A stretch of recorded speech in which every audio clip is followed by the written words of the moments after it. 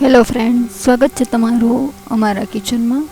તો મિત્રો, આજે આપણે જોવાના છીએ કે ખાટા મગનું શાક કેવી રીતે બનાવવું, જે ડિનરમાં તમે તેનો ઉપયોગ કરી શકો છો। પરંતુ આ ખાટા મગ કેવી રીતે બનાવવા એ આજે આપણે આ વિડીયોમાં જોવાના છીએ। જો વિડીયો પસંદ આવે તો લાઈક અને શેર જરૂરથી કરજો। તો મિત્રો, ખાટા મગ આપણે દાદીમાના વખતથી બનાવતા આવ્યા છે અને બહુ જ જૂના અને પરંપરાગત રેસીપી છે, પરંતુ આ રેસીપીને ટેસ્ટી કેવી રીતે બનાવી એ આજે આપણે આ વિડીયોમાં જોઈશું। અહીં મેં આ એક વાટકીના માપના મગ 2 કલાક પહેલાં પલાળીને રાખ્યા હતા। તો તમે જોઈ શકો છો કે હવે આ મગ આપણા ફૂલી ગયા છે। તમે ન પલાળીને રાખો અને સીધા બાફવા મૂકશો તો પણ તમારા મગ ખૂબ જ સરસ અને ટેસ્ટી બનશે। તો હવે આપણે એક પ્રેશર કુકરમાં પલાળેલા મગને બાફવા મૂકવાના છે। આપણે બધા મગ બાફવા મૂકી દઈશું। મગ ડૂબે એટલું પાણી એમાં મૂકીશું, 1 ચમચી જેટલું મીઠું ઉમેરીશું અને આશરે 1 ચમચી જેટલું તેલ ઉમેરીશું, જેથી આપણા મગ બફાય તો તે ઉભરાશે નહીં। તો આ રીતે આપણે મગને બાફવા મૂકીશું। તો મગમાં 3 થી 4 વિસલ વગાડીશું।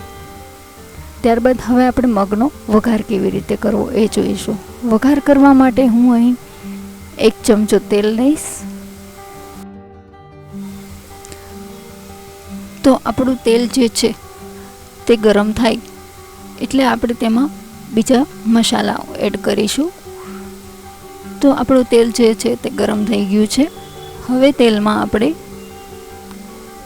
આશરે અડધી ચમચી જેટલી રાઈ,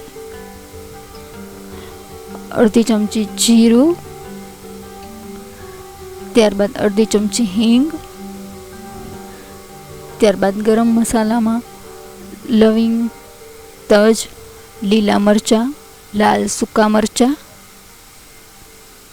લીમડાના 8 થી 10 પત્તા। આ રીતે તમે કોઈ પણ મસાલો, તમાલપત્ર છે, કોઈ પણ મસાલો તમે ઉમેરી શકો છો। અહીં લીલા મરચાં અને લાલ મરચાંનો ટેસ્ટ ખૂબ જ સરસ આવે છે। તો હવે આપણે અહીં 1 નંગ ટમેટું ઝીણું સુધારીને તૈયાર રાખ્યું છે એ આપણે એમાં એડ કરીશું અને તેને હલાવતા જઈશું કે આપણા ટમેટાં બેસે નહીં। તો આશરે હું 1 થી 1.25 ચમચી જેટલી આદુ મરચાં અને લસણની પેસ્ટ ઉમેરું છું, જેનાથી લસણવાળા મગનો ટેસ્ટ ખૂબ જ સરસ આવે છે। તો આ રીતે મગનું શાક બનાવતા હોય ત્યારે લસણ તો અચૂકથી નાખવું જોઈએ, જેનાથી આપણા મગ ખૂબ જ સ્વાદિષ્ટ બને છે। તો હવે આપણે ટમેટાં, આદુ મરચાં, લસણ આ બધો જ મસાલો હલાવતા રહીશું અને ખૂબ સરસ રીતે પાકવા દેશું।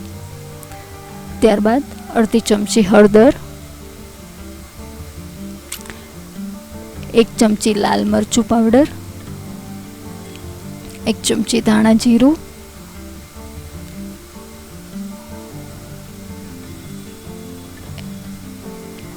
1 ચમચી મીઠું। મીઠું આપણે વધારે નહીં લઈએ કેમ કે આપણે બાફવામાં પણ ઉમેર્યું છે, એટલે મીઠું તમે તમારા સ્વાદ પ્રમાણે ઉમેરી શકશો।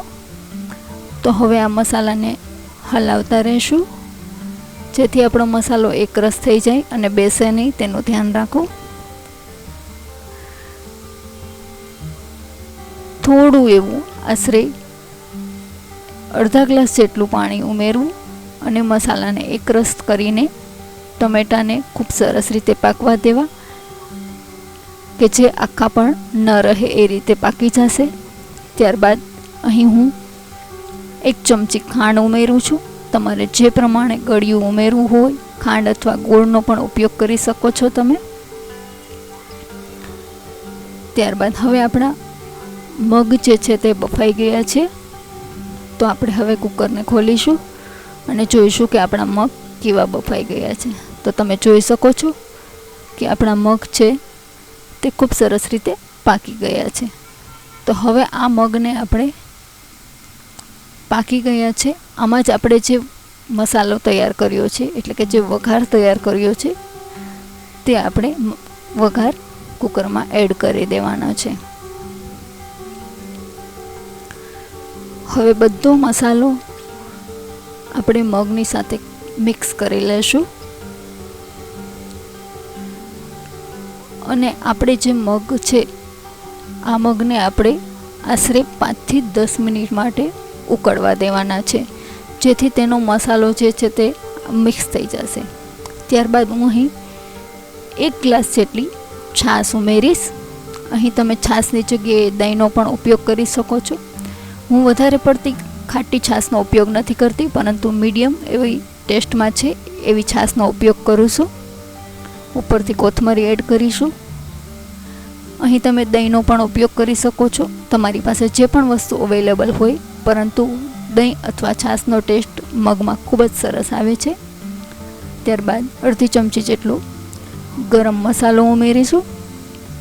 હવે આ બધો મસાલો અને છાશ સાથે ખૂબ સરસ રીતે એકરસ થઈ જાય ત્યાં સુધી ઉકળવા દઈશું.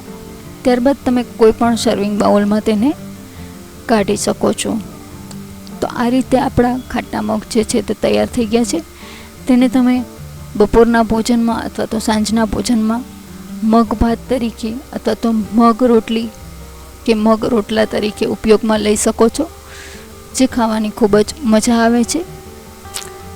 તો એકવાર જરૂરથી ટ્રાય કરજો આ ખાટા મગની રેસીપી અને અમને જણાવજો કે તમને અમારી રેસીપી કેવી લાગી. તો અમારો વિડીયો જોવા બદલ આપનો ખૂબ ખૂબ આભાર. Thank you.